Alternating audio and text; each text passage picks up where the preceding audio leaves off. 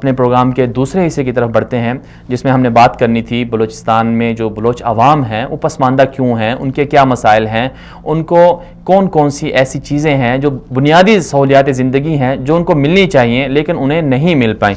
تو بلوچستان کے عوام کے جو مسائل ہیں اس پر بات کرنے کے لیے ہمارے ساتھ لائیو کال پر ہوں گے انشاءاللہ محترم جناب انوار الحق کاکڑ صاحب جو صوبائی حکومت کے ترجمان ہیں بلوچستان کی صوبائی حکومت کے، اور اسی طرح ہمارے اسٹوڈیو میں مہمان ہیں محترم جناب خالد محمود انصاری صاحب جو خود بلوچستان سے تعلق رکھتے ہیں اور سوشل ورکر بھی ہیں اور بلوچستان کے احوال کو اچھی طرح سے جانتے بھی ہیں۔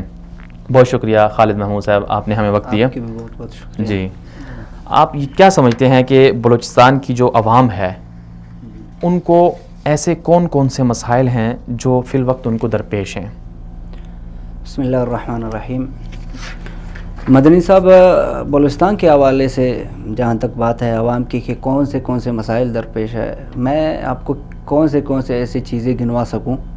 ہزاروں مسائل ہے، پانی کے مسائل ہے، تعلیم کے مسائل ہے، ہیلتھ کے مسائل ہے، اور دوسرے جو زندگی کے ضروریات ہے، خاص طور پر روڈ ہے بالکل یا ڈیمز ہے یا بجلی کا معاملہ ہے۔ سب سے زیادہ جو امپورٹنٹ ہمارے لیے ہے وہ بجلی کا معاملہ ہے۔ اچھا، وہاں پہ ابھی میں بلوچستان سے آیا ہوں، ابھی تقریباً 1 ہفتہ 2 ہفتہ ہو رہا ہے مجھے، تو وہاں پہ صرف 4 گھنٹے بجلی دیا جاتا ہے۔ آپ اندازہ لگائیں، وہاں پہ نہ کوئی سمندر ہے اس کے اندر اور نہ کوئی نہر ہے، تو لازماً ان کے جو وسائل ہیں وہ بجلی اور ان کے جو ٹیوب ویل انہی پر ان کا وہ ہے انحصار ہے۔ تو جب اگر ایسے صورتحال میں آپ ان کو 4 گھنٹے بجلی دے دیں گے تو پھر وہ زراعت کرنے والے لوگ وہ اس کو کیسے کنٹرول کر سکیں گے، یا اپنے معیشت کو کیسے بڑھا سکیں گے، یا آگے تجارت کیسے کر سکیں گے، یا مارکیٹوں تک اپنے آپ کو یا یہ جو 4 گھنٹے کی آپ نے کیفیت بتائی کہ 4 گھنٹے بجلی ملتی ہے، یہ شہروں کی بات آپ نے کی یا دیہاتوں میں بھی ایسے ہوتا ہے؟ یہ مدنی صاحب صرف کوئٹہ کے علاوہ باقی جتنے بھی دیہات ہیں، آپ ان میں سے کسی بھی دیہات کو لے لیا، کسی بھی شہر کو لے لے، سب کی صورتحال 4 گھنٹے تک ہے۔ باقی رہی بات پنجگور یا تفتان یا تربت یا مند بلو، اس جیسے علاقہ جو ایران کے ساحلی ایران کے بارڈری پٹی میں پڑتے ہیں، تو وہاں بجلی جو ہے وہ ایران سے لائی گئی ہے، تو وہاں کا مسئلہ ہو رہا ہے۔ جی اچھا، یہ مجھے یہاں پر آپ نے جیسے کہا کہ ایران کے راستے سے بجلی لائی گئی ہے، آخر پاکستان کو کیا ضرورت پیش آئی کہ وہ ایران سے بجلی مانگے، لیکن اپنے جو گوادر ہے وہاں بھی تو ظاہری بات ہے وہاں سے بجلی بن سکتی ہے، تو کیا آپ کے ذہن میں ایسی کوئی صورتحال ہے کہ پاکستان کی جو بلوچستان کا جو علاقہ ہے وہاں کوئی ایسا بجلی اسٹیشن بنایا گیا ہو؟ کیوں بنایا جا سکتا ہے اور بنایا کیوں نہیں گیا؟ اسی کا تو ہم رونا رو رہے ہیں، ہم بلوچ اسی کے رونا رو رہے ہیں کہ ہمارے حقوق نہیں مل رہے ہیں، ہمارے ہاں پریشانیاں ہیں۔ بن سکتا ہے، کیوں نہیں بن سکتا؟ جیسے کہ گڈانی کے ساحل پر ایک بنایا گیا ہے، نواز شریف صاحب نے بنایا تھا پچھلے حکومت میں، ایک اور بھی اس میں مزید اضافہ کے لیے تھوڑا سا اٹیچنگ کر دیا، ایک اور بجلی پاور پلانٹ بنا دیا اس میں، تو اس کے ذریعے سے وہ پورے بلوچستان کو بجلی دے سکتی ہیں۔ جی، لیکن کیوں ایسا کنٹرول نہیں ہو پا رہا اور مکمل بلوچستان کو بلوچستان ہی سے بجلی کیوں نہیں مل رہے ہیں؟ اسی حوالے سے تو ہم خود پریشان ہیں کہ آخر یہ ہمارے حکمران کیا کر رہے ہیں، ہمارے مرکزی حکمران کیا کر رہے ہیں، ہمارے صوبائی حکمران کیا کر رہے ہیں۔ آخر ان کو تو سوچنا چاہیے کہ بھئی ایک پسماندہ وہ ہے صوبہ ہے، ملک کے پسماندہ صوبہ ہے، اور اس کے جتنے بھی وسائل ہے سونے کے حوالے سے دیکھا جائے یا ریکارڈنگ کے حوالے سے دیکھا جائے یا کرومائٹ یا کوئلہ، جتنے بھی وسائل ہے معدنیات ہے، یہ سب یہاں سے گیس خاص طور پر قابل ذکر ہیں، یہ سب یہاں بلوچستان سے ہی نکل رہے ہیں۔ اس کے باوجود یہ ایک بلوچستان اور کم تعداد میں، یعنی اس کے انفرادی جو تعداد ہیں بہت کم ہیں، اس کے باوجود ان سب کو اتنے سہولیات کیوں میسر نہیں ہو پا رہا؟ اچھا، یہ تو آپ نے ذکر کر دیا کہ بلوچستان میں کی جو عوام ہے ان کو بجلی کی سہولت صحیح طرح سے میسر نہیں ہے۔ تعلیم کے حوالے سے آپ کیا کہیں گے؟ تعلیم کے حوالے سے پاکستان کا جو سب سے کم ترین جو شرح تعلیم جو ہے اس صوبہ بلوچستان میں، حالانکہ آبادی رقبے کے لحاظ سے پاکستان کا سب سے بڑا صوبہ ہے اور بہت امیر ترین صوبہ ہے، تو تعلیم کی کیا صورتحال ہے؟ کتنی یونیورسٹیاں ہیں، کتنے کالج ہیں، کتنے اسکول ہیں، کیا صورتحال ہے؟ مدنی صاحب، یہ حالت تو اور بھی گیا گزرا ہے ہمارے تعلیم کے حوالے سے، تو ہم بہت پریشان ہیں۔ ہمارے جتنے بھی نئے نسل ہیں ان کو بالکل تعلیم کی وہ سہولیات میسر نہیں ہیں۔ خود ہمارے بستیوں پہ آپ جائیے، اسکول بنے ہوئے ہیں، ایک چھوٹا سا کمرہ، اس میں بھی اور کوئی کسی قسم کی سہولت نہیں ہے، اس اسکول کے اندر بھی بجلی نہیں لگا ہوا ہے، اور بچوں کے آنے جانے یا اس کے جو اساتذہ ہے اس پر کوئی پابندی، ایسے کوئی بھی صورتحال یا ایسے کوئی ترتیب حکومت کی طرف سے نہیں بنائی گئی ہے۔ آپ کیا سمجھتے ہیں کہ جو اس وقت جو پروجیکٹس لگائے جا رہے ہیں وہ کیا بلوچ عوام کو خوشحال کر پائیں گے؟ مدنی صاحب، آپ کے سوال کا جواب دینے سے پہلے میں آپ سے ایک سوال کرتا ہوں، کیا پورے بلوچستان کے لیے ایک کچی کینال کافی ہے؟ جس کا تذکرہ کاکڑ صاحب نے کیا کہ کچی کینال ہم بنا رہے ہیں، تو وہ صرف ڈیرہ مراد جمالی کی طرف یعنی نصیر آباد کی طرف پڑتا ہے، وہ صرف ایک ہی ضلع کو آباد کر سکتے ہیں۔ اب بلوچستان کی 30 ضلع ہیں، اچھا، اب 30 ضلعوں میں حیا ایک ہی کینال کے فوائد اتنے تک ہو سکیں گے کہ 30 ضلعوں کو آباد کر لیں؟ تو یقیناً ناکافی ہے، یقیناً ناکافی ہے۔ میرا ماننا یہ ہے کہ ایک کچی کینال کے بجائے مزید سینکڑوں کچی کینال لگا لیں اور پورے بلوچستان میں پھیلا دے، تب ایک قسم کی ایک ترقی ہو سکتی ہے۔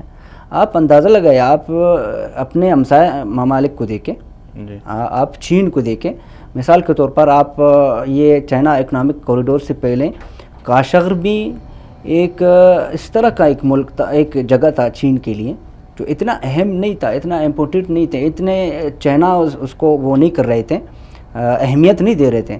جب کاشغر کے لوگوں نے جب مطالبہ کیا یا اپنے مطالبات اپنے حکومت کے سامنے رکھے تو ابھی ان کی ترجیحی بنیاد بن گئے۔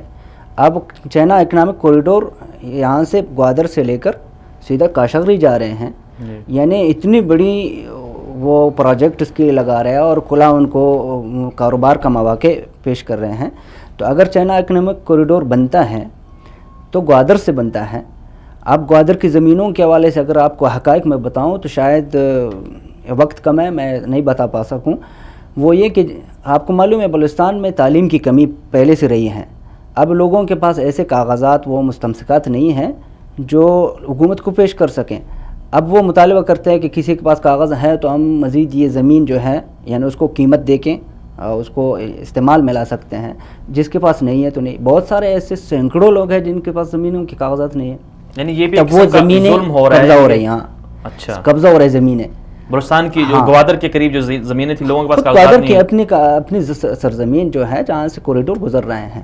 دوسری بات یہ ہے کہ جب اکنامک کوریڈور بنتا ہے اس میں میرا ماننا یہ ہے کہ 100% بلوچستان کے لوگوں کو جو ہے موقع دیا جائے، اس کو بزنس کا بھی موقع دیا جائے، یا اس میں جتنے بھی وہ بنتے ہیں نوکریاں بنتے ہیں کسی بھی حوالے سے ہو، خواہ وہ اس پورے پورٹ کو سنبھالنے کے حوالے سے ہو۔ بلوچستان میں کچھ ایسے بھی لوگ ہیں جو اچھی خاصی تعلیم رکھتے ہیں جو باہر کی دنیا میں کام کر رہے ہیں۔ آپ یہ ادیب البلوچی کا مثال لے لیں، دبئی میں اس نے کیا کارنامے دکھایا، ایک چھوٹا سا بچہ ہے، تو ایک بلوچ اگر دبئی میں کارنامہ دکھا سکتا ہے تو کیا وہ بلوچستان میں نہیں دکھا سکتا؟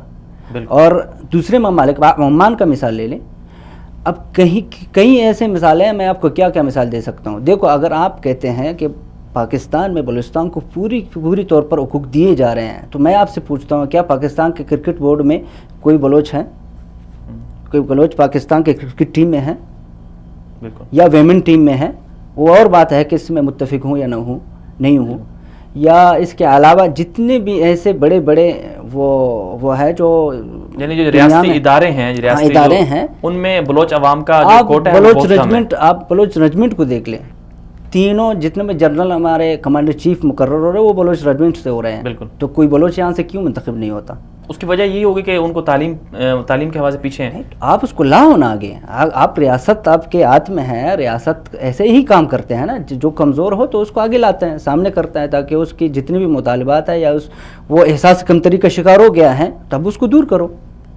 مثال کے طور پر آپ اللہ نظر کا مثال لے لیں، جو ابھی اسلحہ لے کے اٹھا ہے، ابھی وہ اپنے ماں کے پیٹ سے دہشت گرد نہیں نکلا، وہ MBBS ڈاکٹر ہے، وہ بولوا میڈیکل کالج میں بہترین پوزیشن لیے ہوئے ہیں، صرف ایک چوکیدار کے بنیاد پر اس نے احتجاج کیا اور اس سے بڑھتے ابھی تو وہ یقیناً آپ کے ملک کو چیلنج کر رہا ہے۔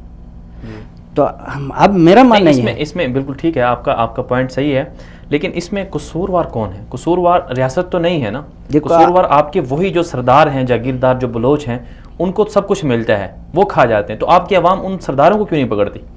دیکھو سر، یہ جو کرپشن کا ناسور ہیں وہ پورا ملک میں پھیلے ہوئے ہیں، خواہ وہ ہمارے سردار ہیں یا کوئی ہمارے جیسے کہ نواز شریف ابھی اس کو ہٹایا گیا تو وہ بھی کرپشن کی بنیاد پر ہٹایا گیا جی. تو اسی طرز پر کرپشن ہمارے اگر بلوچ سردار کرتے ہیں تو وہ بھی مجرم ہیں. اب بلوچ سردار اگر کبھی کرپشن کر لیتا ہے تو اس کو پکڑنے والا یا اس کو سزا دینے والا یا اس کو اس کرپشن کو روکنے کا ذمہ داری کس کی ہے؟ وہ ریاست کی ہے، ریاستی اداروں کے ہیں. وہ کم از کم اس کو کنٹرول کر لیں، خواہ کسی بھی طریقے سے ہوں.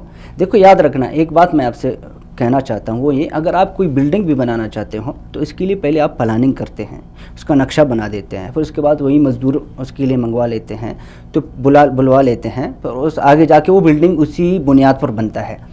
پہلے اگر ریاستی ادارے بلوچستان کو ترقی دینے کے لیے اگر وہ پلاننگ کر دیں تو یقیناً مجھے 100% یقین ہے کہ یہ مسائل ہٹ جائیں گے انشاءاللہ. تعلیم کی مسائل ہو یا گیس کی مسائل ہو، بجلی کی مسئلہ ہو، کوئی بھی مسئلہ ہو، پلاننگ کیے جائے، اس پر لوگوں کو لگایا جائے. آپ سے میں پوچھتا ہوں، جتنے بھی ہمارے سردار جو ابھی حکمران بنے ہیں تو کیا وہ اپنی مرضی سے کام کر رہے ہیں؟ جو رول ملتا ہے اسی کو ادا کر رہے ہیں، یعنی اوپر سے ریاست کی طرف سے جو کو فرمان ہاں یقیناً جو ریاست اس کو جو رول دیتا ہے اسی پر وہ چلتے ہیں.